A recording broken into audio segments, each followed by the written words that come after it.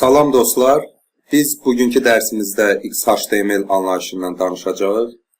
Bu hardasa sizin rastınıza çıxa bilər və biz kursun gedişində bir neçə dəfə bu dilin adını çəkmişik. Və söz verdiyim kimi bu dil haqqında da sizə məlumat verirəm. XHTML nədir? XHTML Extensible Hypertext Markup Language sözünün abreviaturasıdır. Yəni hipermətin nişanlanma genişlənməsi dilidir. Bu elə HTML kimi bir şeydir, sadəcə olaraq biraz sərt qaydaları, biraz sərt tələbləri vardır və ona bir neçə qaydalar daxil edilmişdir ki, hansı ki biz səhifəmizi bu dildə yaradarkən mütləq onlara əməl etməliyik. Bu dilin tarixçəsindən biraz danışmaq istəyirəm. Biz kursumuz ərzində HTML dilini keçərkən öyrəndik ki, teqlər qoşa teqlər olur, yəni cüt teqlərdir. Onlar açıldığı kimi bağlanmalıdır. Məsələn, gördüyünüz bu P elementi kimi və yaxud da digər elementlər kimi bir çox əksər elementlər qoşa teqlərdir və onlar açıldığı kimi hökmən bağlanmalıdır. Lakin elə teqlər də öyrəndik ki, onlar ordinar teqləri idi və ikinci cütə ehtiyac yox idi. Məsələn, şəkillərə cavab verən img elementi, həmçinin növbəti sətrə keçidi təmin edən br teqi və s. Bundan əlavə elə atributlar var idi ki, biz onları yazarkən bərabərlik işarəsi qoyub dırnaq daxilində onun məzmununu yazırdıq. Məsələn, gördüyünüz elə buradakı type atributu və yaxud da ki, gördüyünüz kimi value atributu, name atributu və elə atributlar da var idi ki, biz onları sadəcə olaraq bir sözlə, yəni məzmunsuz yazırdıq. Məsələn, gördüyünüz bu checked atributu, daha sonra disabled atributu, yəni bunların məzmununu yazmağa ehtiyac yoxdur. Yəni, hansısa sərt xüsusiyyətlər, spesifikasiyalar yoxdur. Bir növ ikililik, ikili standartlılıq mövcuddur. Bu səbəbdən də qərara alındı ki, dili daha da standartlaşdırmaq lazımdır, vahid qaydalar yaratmaq lazımdır. Və bu dilə bir sıra qaydalar əlavə edildi, hansı ki, bu qaydalar da dili daha da sərtləşdirdi və belə planlaşdırılmışdı ki, bu dil HTML-i yavaş-yavaş sıxışdırıb çıxardacaq və bütün saytlar bu dildə yaradılacaqdır. Lakin problem ondan ibarət idi ki, bu spesifikasiyanı buraxanda insanlar mütəmadi olaraq bu dilə keçməyə başladılar və müəyyən oldu ki, köhnə brauzerlər bu yeni daxil edilmiş qaydaları sadəcə olaraq başa düşmürdülər. Və bu bir növ dilin inkişafına mənfi təsir etdi. Və insanlar fikirləşirdilər ki, bu bizim nəyimizə lazımdır. Əgər HTML ilə hər şey onsuz da işləyir və çox gözəl də əks olunur, yəni XHTML-ə keçərkən isə köhnə brauzerlərlə problem yaranır və səhifələr əks olunmur.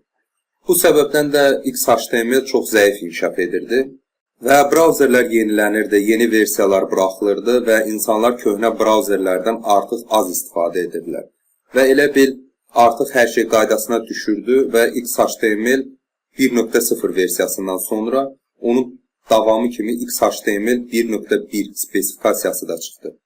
Lakin bu da bu dilin inkişafına təkan verə bilmədi və XHTML 2.0 versiyasının hazırlanması dayandırıldı. Yarımçıq saxlanıldı və HTML 5 versiyasının işlənib hazırlanmasına qərar verildi. Yəni mütəmadi olaraq XHTML-ə keçid planı, yəni bu plan baş tutmadı. İndi isə XHTML dilinə əlavə edilmiş dəyişikliklərə baxaq. Ən əsas qayda ondan ibarət edir ki, hər bir teq mütləq bağlanmalı idi. Hətta ordinar teqlər belə hökmən sonda slash işarəsi ilə yazılmalı idilər. Məsələn, gördüyünüz bax buradakı ordinar teqi görürsünüz, meta element. Yəni burada problem yoxdur. HTML-də bunun sonunda slash qoyulsa da, qoyulmasa da UTF-8 kodunda problemsiz əks olunacaq. Heç bir problem yaranmayacaqdır. Lakin XHTML-də bunun sonunda hökmən slash işarəsi qoyulmalıdır. Digər qayda ondan ibarət idi ki, məzmunsuz olan atributlar hökmən məzmun qəbul etməli idilər. Məsələn, burada gördüyünüz checked atributu məzmun qəbul etməli idi. XHTML-də bunun məzmunu bu cür olacaq. Bərabərlik işarəsi qoyulur və dırnaq içərisində yenidən checked qeyd olunur. Həmçinin selected, disabled bu kimi atributlar da hökmən öz məzmununu qəbul etməli idilər. Digər qaydaya görə bütün teqlər və atributlar balaca hərflərlə yazılmalı idi. Çünki HTML bizə imkan verir ki, biz bu teqləri istəyir balaca, istərsə də böyük hərflərlə yazaq. Bu sənədin brauzerdə əks olunmasında, yəni heç bir problem yaratmır. Daha sonra digər qaydaya görə, məsəl üçün bu işarələr, teq işarələri, gördüyünüz bax bu işarələr, daha sonra vergül işarəsi, dırnaq işarəsi və s. bu kimi işarələr birbaşa kodda yazmaq olmazdı. Yəni biz hansısa mətni yazarkən onu dırnaq içərisində ala bilməzdik. Browser bunu tag və ya atribut kimi qəbul edə bilərdi və nəticədə səhifə əks edilmirdi. Bu işarələrin əvəzinə xüsusi əvəzedici kodlardan istifadə olunurdu. Yəni bu xüsusi simvolların kodlarını siz Word redaktorundan əldə edə bilərsiniz və yaxud da internetdən də tapa bilərsiniz. Lakin bu işarələrin yazılmasında, yəni HTML-də qeydiyyatının aparılmasında heç bir problem olmurdu, yəni əks olunurdu. Və ola bilər ki, haradasa yenə də HTML-də də problem yaratsın, yəni browser bunları tag kimi qəbul eləsin, başa düşməsin. O zaman bütün səhifə ignor olunurdu. Sadəcə olaraq həmin element ignor olunurdu və səhifə özü browser tərəfindən əks olunurdu. XHTML-də isə sadəcə olaraq bütün səhifə ignora gedirdi. Ən vacib qaydalardan biri də o idi ki, susmaya görə XHTML sənədinin kodlaşması mütləq UTF-8 olmalıdır. Yəni bu ən əsas şərtlərdən biri idi. Digər qaydaya görə isə gördüyünüz kimi burada text HTML yazdığımız yerdə bunun əvəzinə mütləq application /xhtml plus XML qeyd edilməli idi. Əsas problem də məhz buradan yaranırdı. Belə ki, köhnə browserlər bunu başa düşmürdülər və nəticədə səhifəni əks etdirə bilmirdilər. Digər qaydaya görə standartın tələbi belə idi ki, doctype elementindən əvvəl, gördüyünüz kimi bu doctype elementindən əvvəl başqa bir elan yazılmalı idi. Məhz bu elan.